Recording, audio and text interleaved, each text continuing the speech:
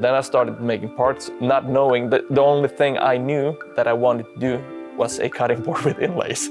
I just made some small projects, like name tags for my kids' room. But the thing is, the thing that I wanted to do most, a cutting board with inlay, came 1 year later, because when I made an account on Instagram just for inspire people or inspire myself or have something to put out, like I made this and made that, and as soon as I did that, people got a hold of me because I invited friends and family to follow me, and when they found out that I had a CNC machine and that I actually did some good parts, I started to making tables for companies, for carpenter companies, and office table. I made logos for them, both outside, inside, like brass signs for a lawyer firm, and so within like 2 months, I paid the machine fully. Those 7,000 was, I could invoice 7,000 fully in 2 months, and the jobs just kept going,